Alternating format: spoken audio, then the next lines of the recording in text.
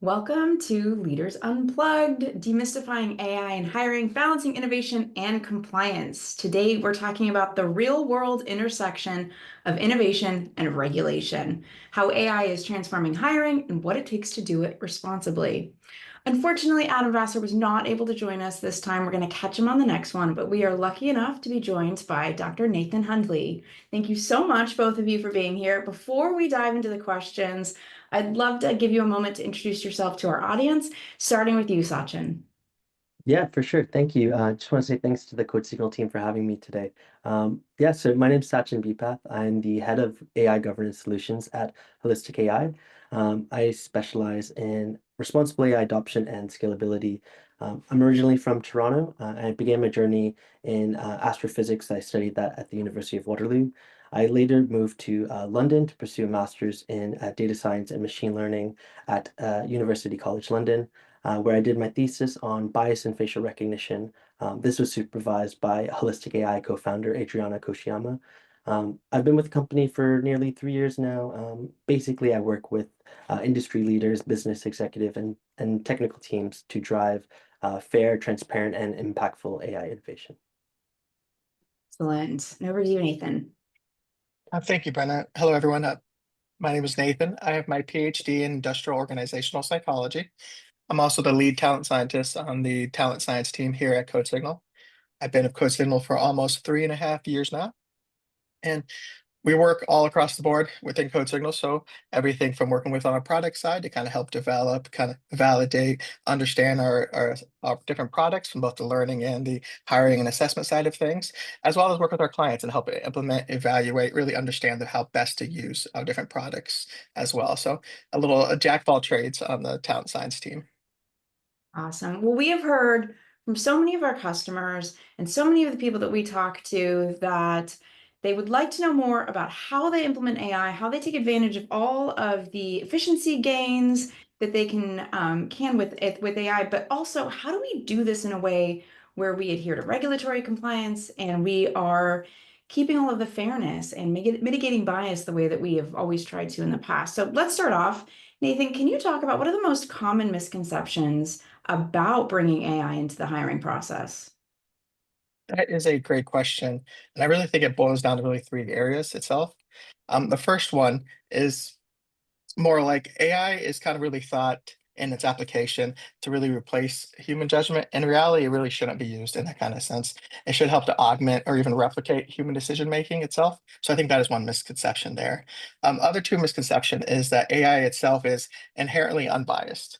But we know from like the machine learning field itself, it's very kind of old data science adage that garbage in equals garbage out. And that's the same thing with any kind of AI in the development sense of things. So if there's biases or there's pre-consisting group differences, concerns, or accuracy issues within the data, the AI itself is going to pick up on that and replicate it. So AI is not necessarily unbiased, but there's obviously steps we can do during the development stage and the implementation stage, help control, understand, identify those issues, and fix and correct them ahead of time. And then the last one is that AI itself is a black box, and that is something that's been around for a while, that kind of misconception. And maybe early on, there's true with the neural networks and stuff like that. We really didn't necessarily understand how they work. But nowadays, we have a lot of different ways, little techniques and approaches. We can really understand what is going on, how the decisions are being made. So there's a degree of explainability and transparency that actually exists. Excellent.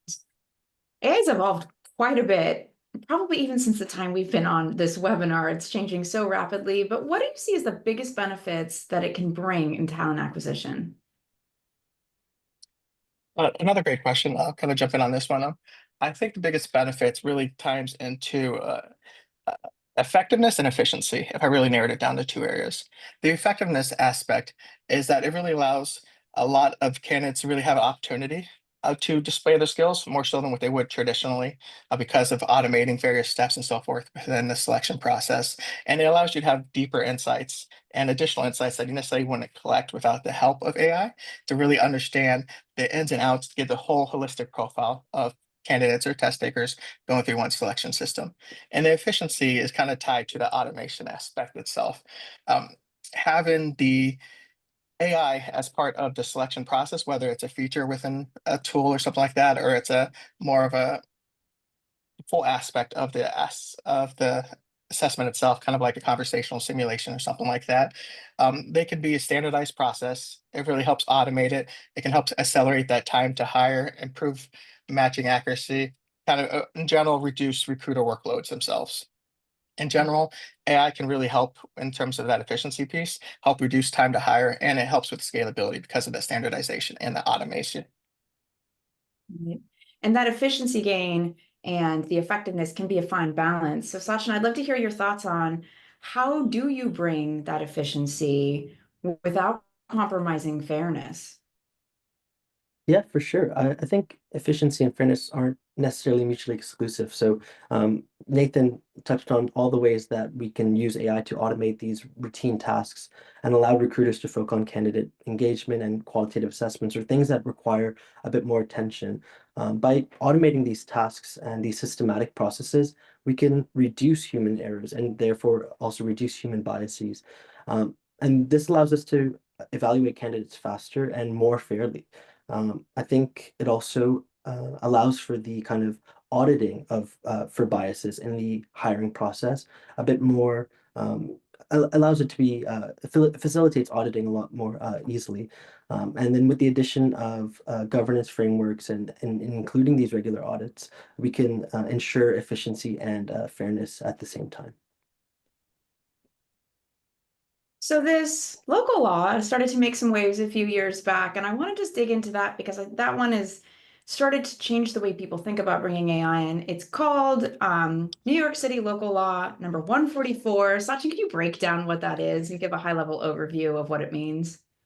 Yeah, so NYC Local Law 144 basically it mandates that employers conducting uh, automated employment decision-making tools, so using these AEDTs, they must conduct audits of these systems for biases on an annual basis, and they also must notify candidates that they're using these tools. It effectively applies to any tools that substantially assist in the kind of decision-making process and it requires the public disclosure of these audit results. Uh, this is mainly around the transparency of the use of AI, and it's ensuring fairness and making sure it's non-negotiable. Um, Basically, the law aims to ensure that employers are using hiring and promoting and these HR technologies fairly and in a non-discriminatory way by addressing these potential algorithmic biases.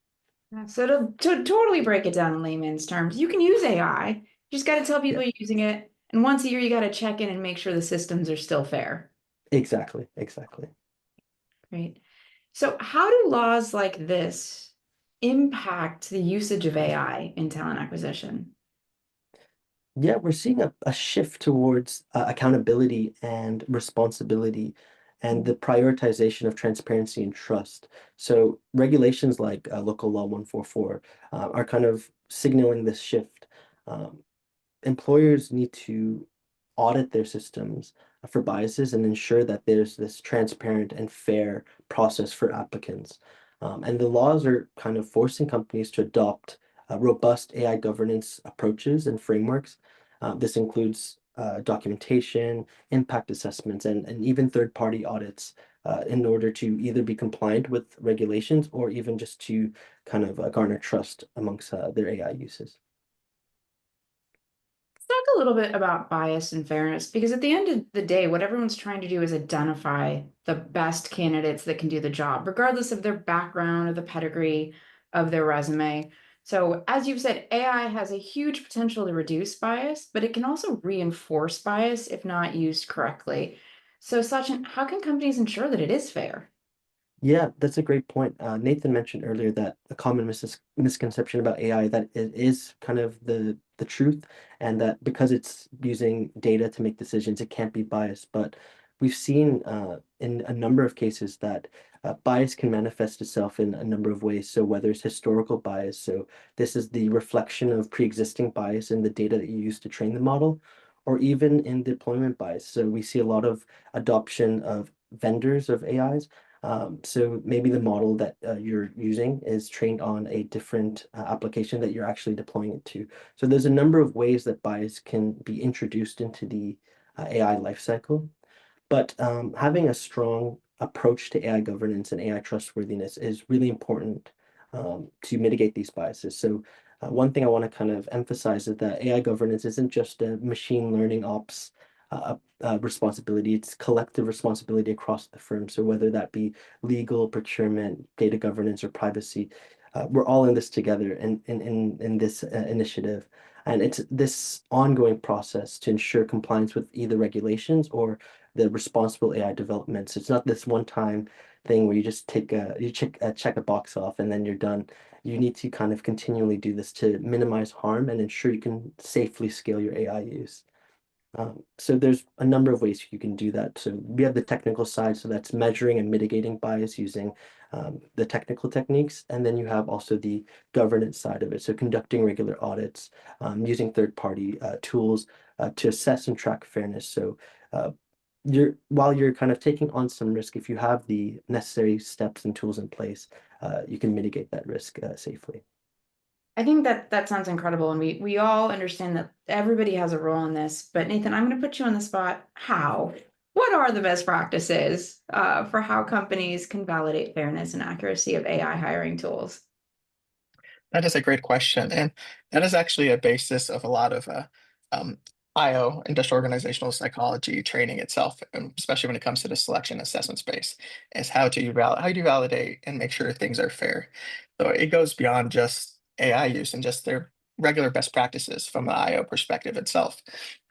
And those refer to things such as like establishing like job relevance or content validity of the product itself. So it doesn't make sense for the job. Are you having your subject matter experts who are familiar with the job role kind of go through it, make sure that they agree that it is measuring the same skills or knowledge areas or competencies that the test is intended to measure, and that those are actually relevant and important for the role itself. And then we also have different aspects from the validity to go even deeper is like local criteria and validation studies or like interview outcomes type analyses. So when you're using this tool, is it actually predicting job performance if that's its intent? Is it actually predicting the end stage of the interview if someone's getting an offer or something like that?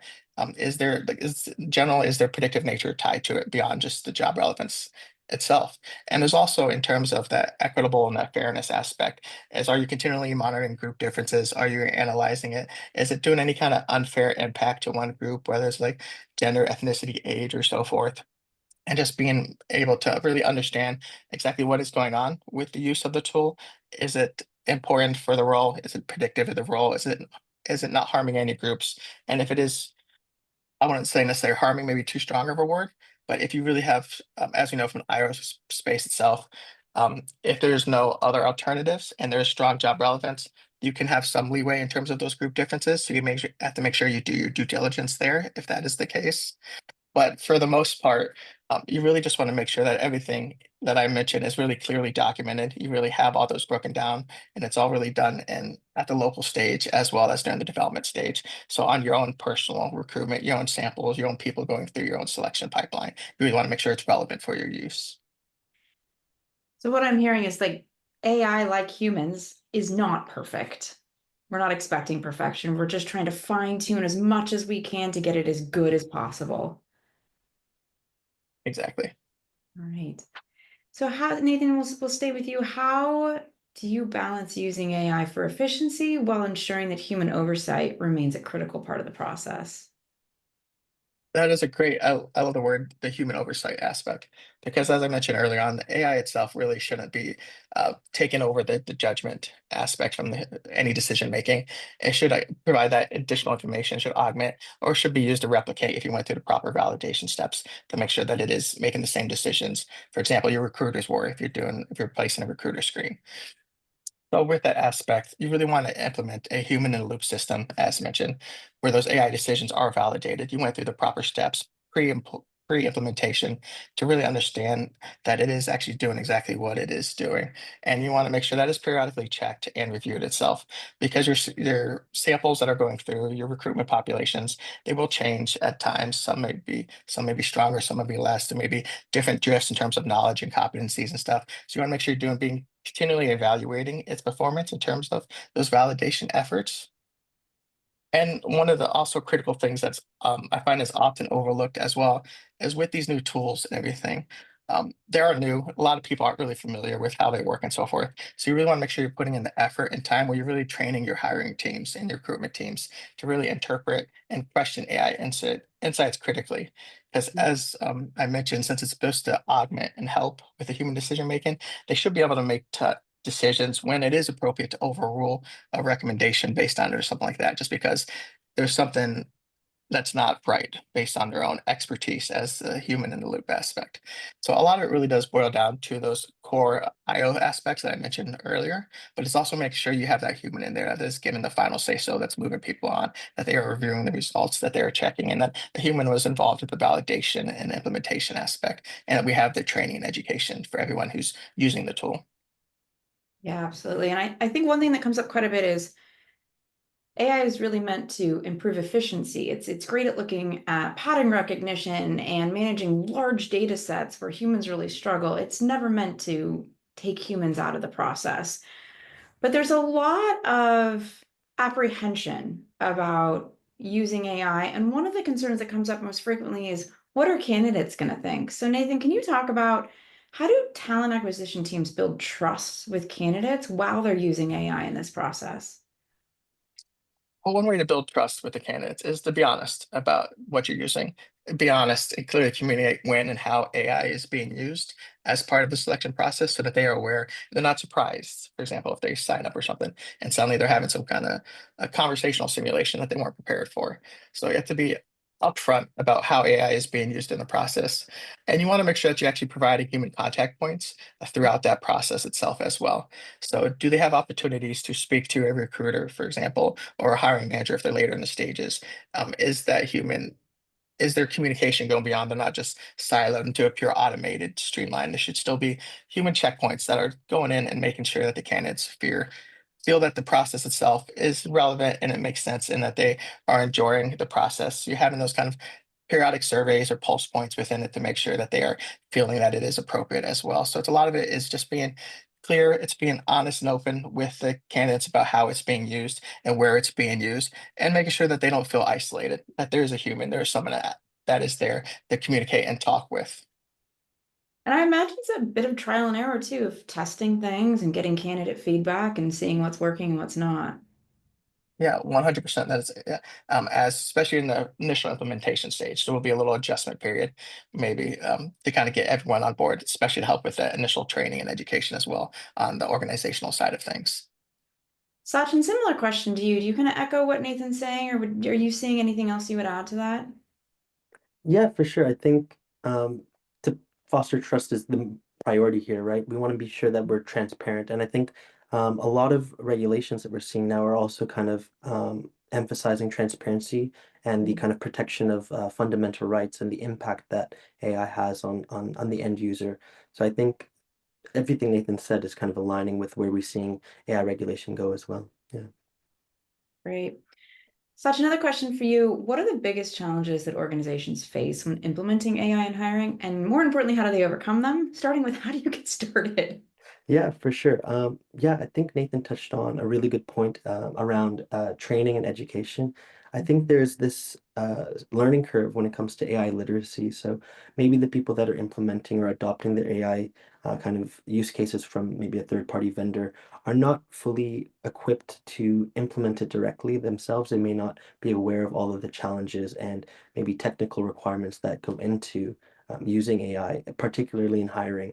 And what comes with that is how AI in the use of hiring can be biased and where bias can be introduced. So I'd say one of the main challenges is being aware of the risks that are associated with your AI use.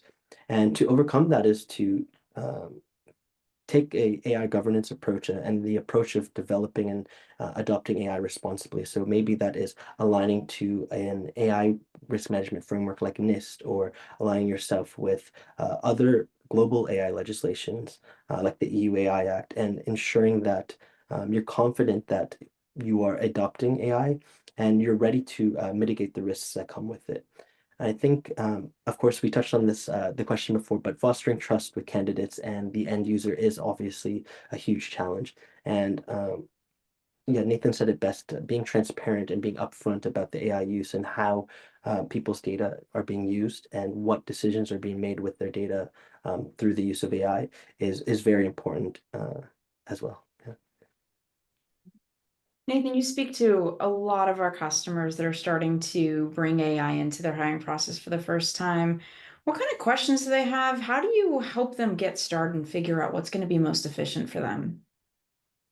Well, that is a great question. Um, I think one of the first kind of questions you kind of get is it's more during the initial conversations to even exploring the use of AI and whether it's relevant for their cases. It's really about getting the stakeholder trust beyond just the initial content point itself. And I think with that one, it's really about being focusing on that transparency in the early education, as well as being clear and upfront about this is going to be something new, maybe for yourself as well as your applicants or candidates kind of going through your selection process itself.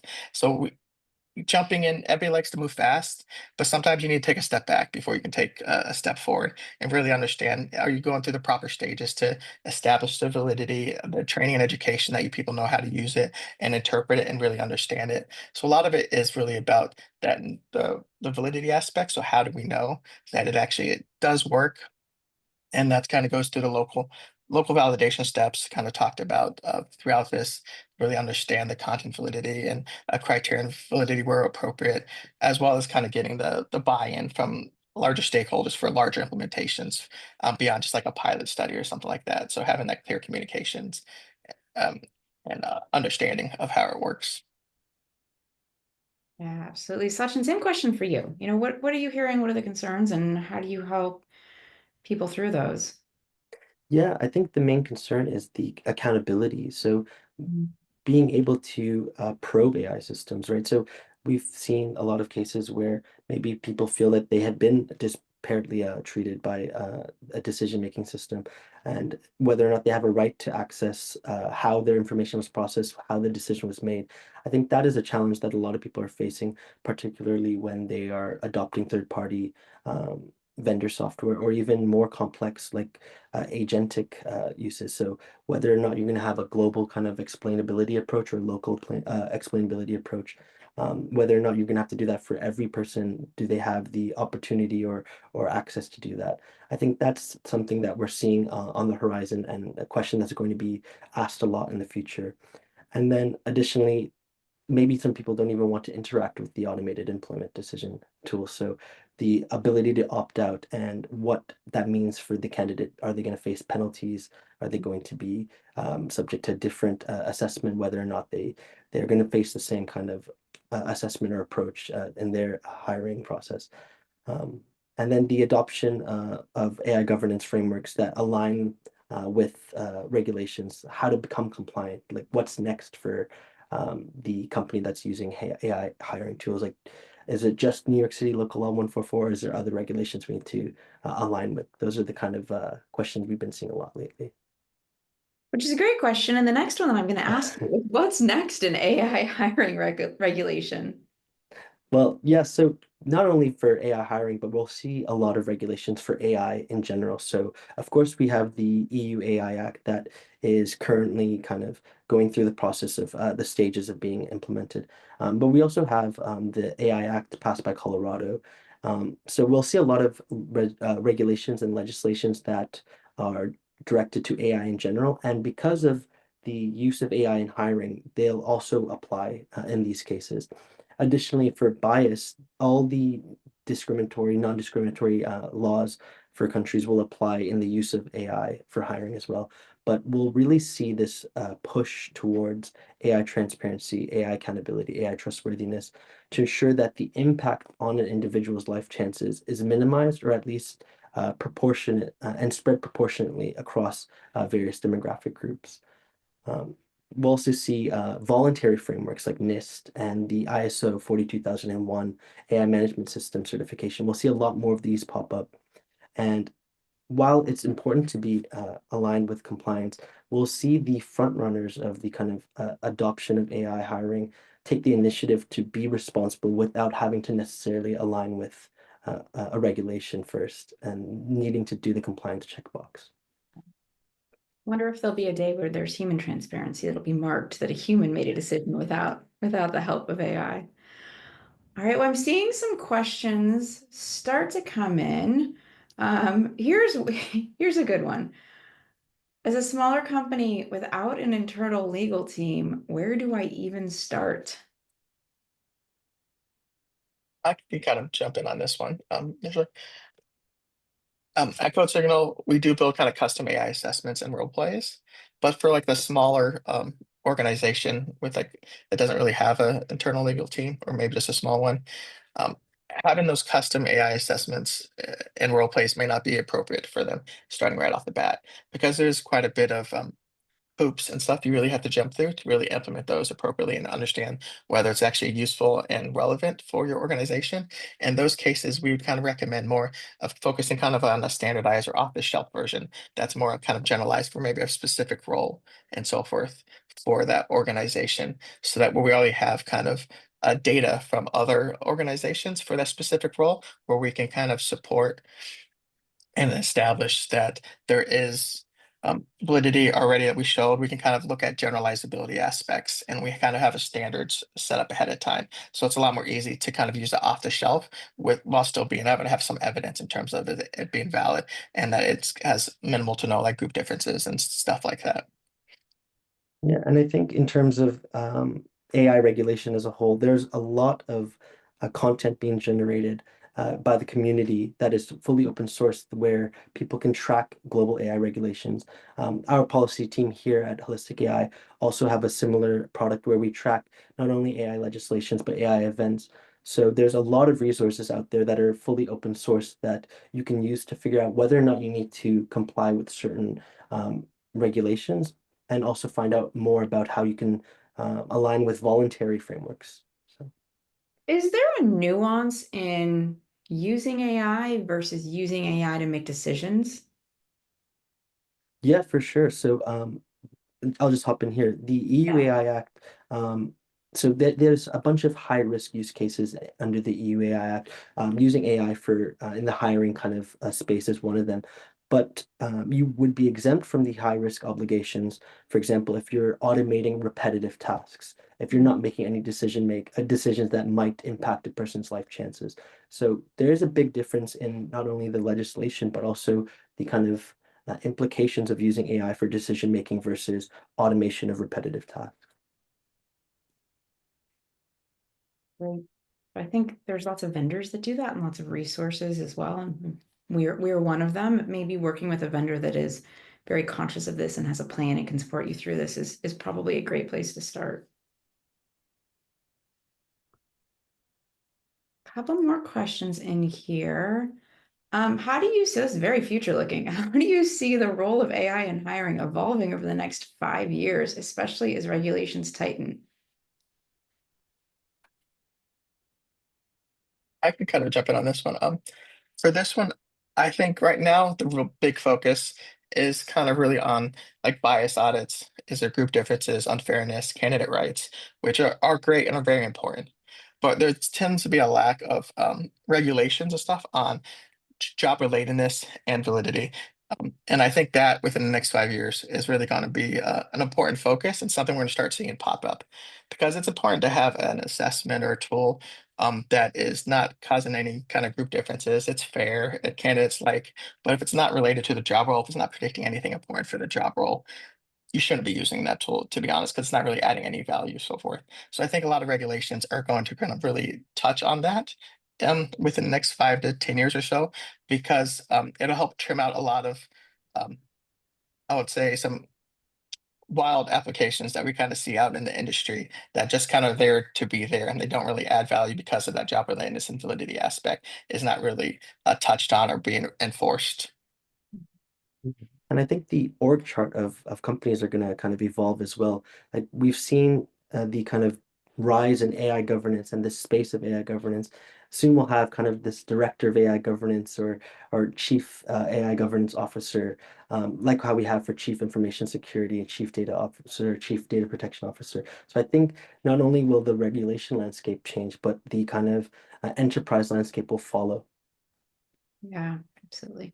I see a really great question from Brian about the other side of the process, which is how do you mitigate candidates' use of AI with the interview process to balance fairness and transparency? And I'll take this one. That is an excellent question. We actually have some resources on our website already available to answer that. But I believe our next webinar is going to tackle that one exclusively. So much more to come. But if you've shared your email with us, I will follow up with you and send you what we've got so far that answers that question. Another question here, how do you talk to candidates about the use of AI? What do you need to tell them and how do you frame it? I would kind of frame it more as an opportunity for them beyond what they might not have had prior. As mentioned prior, because of the automation and the streamline and the standardization aspect tied with a lot of implementing these AI tools within the selection aspect, it really allows more candidates prior to be able to showcase their talents. Previously, only so many candidates really got the chance to like go through the interview questions or do role plays to really stress specific skills or do like a presentation. And with AI, we can really allow greater opportunities for more people to kind of showcase these skills. So there's more chances prior to show and allow them to stand out than what they could prior just by submitting a resume. So I'd frame it more as an opportunity for them, as well as being clear and transparent about how that opportunity exists within the selection pipeline. Like this is what's going to happen. So it's a lot about that clear that communication and transparency to kind of build that trust. I do also see a question that is referencing internal legal challenge or internal legal advice and a very specific regulation. I'm actually not going to put you on the spot to answer that because I'm assuming it is something that requires more thought. I'm not sure if you two have seen it, but we will definitely follow up on that one if we have some recommendations for you. Another question that's come in, what is the best use case you've seen for using AI in hiring? Yeah, I think so. With my work at Holistic, we've seen a lot of use cases around agentic AI right now.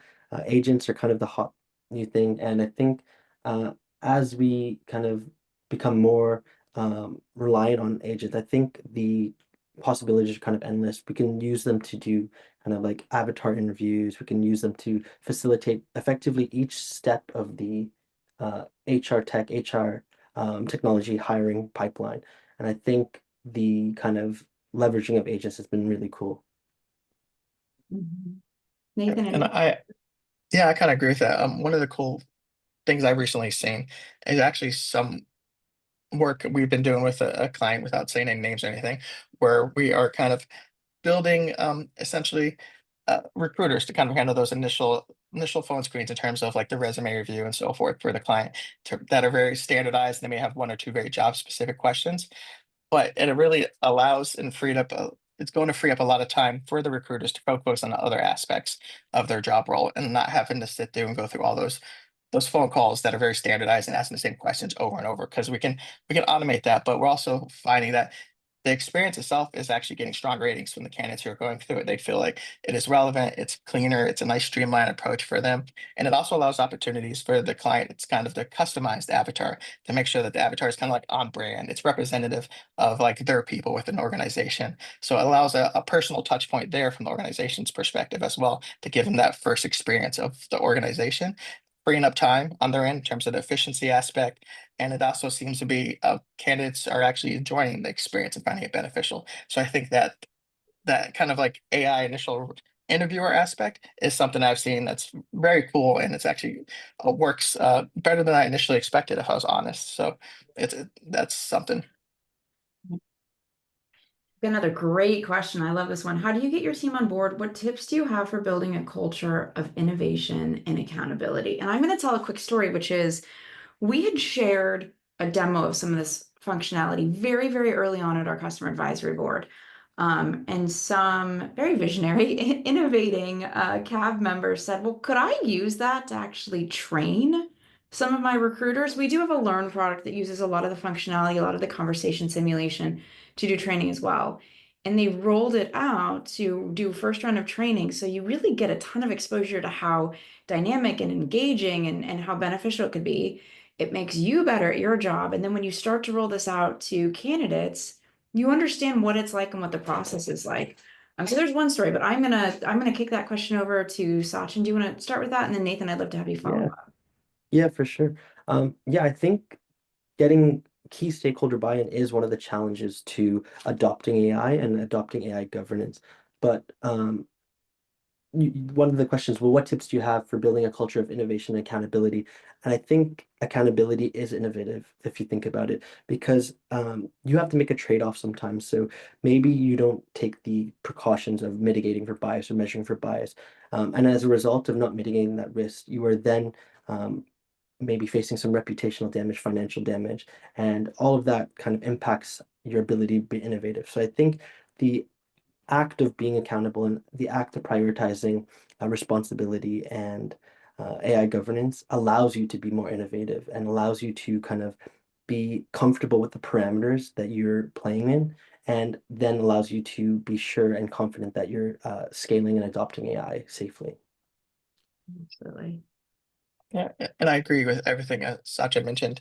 But to kind of add on to just one additional point is, I think in terms of the foster the innovation and accountability culture, I think a lot of it is really not really everybody really understands how things work for the most part. So it's really stressing and being able to clearly communicate the explainability and transparency piece of how the things work, how that we know how it works. We can easily understand how it's impacting like candidates or something like that. We went through the proper stages to establish like that job relevance and the validity and so forth. So a lot of it just be about explainable and transparent as well. Just to add on. Absolutely. I'm seeing some questions around, are we going to a company AI screening candidate AI? No, not yet. There are definitely lots of measures you can put in place to make sure that there's not candidate AI that's making its way through the process. And we will definitely talk about this more in the next edition of this. We did get a really great question. They're seeing that maybe this is a great aid to better prepare for an interview, that this could be a really good use case. I'm assuming that we could give some prep materials to candidates so that they could go through and test this. And the answer is yes, we have tried it. Nathan, do you want to talk a little bit about the work that we've done for candidate prep? Yeah. So in terms of candidate prep itself, is we have a number of different avenues, really depending on the exact what exactly you're prepping for. But a lot of it is kind of going on the our learn side of things. We have a number of different avenues in terms of the conversational type simulation where people can kind of go through and stressing, are they being persuasive? Are they showing confidence? So forth. Are they kind of going through, like, for example, interviews that are more technical oriented in terms of the coding stuff?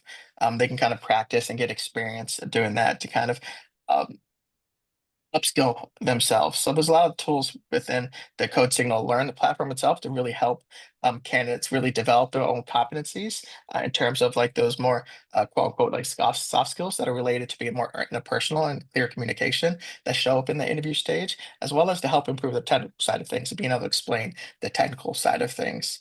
So, and we've also worked with a number of clients to kind of test how those are working like pre and post examination. Are we seeing improvements in terms of scores? And the short answer is yes, we do. When the internal employees, we did a pre and post test, we saw scores on like our general coding sample, for example, general coding assessment, for example, go up. I think it was approximately 50 points, which is a sizable within our scoring bandwidth range. So having that training within the middle was actually beneficial. So we do have a number of avenues at the code signal side of things to really help that learn to help improve and upskill employees as well as people going through the pipeline as well. Yeah, absolutely. Let's see if we've got any more questions coming in. I think we got that one.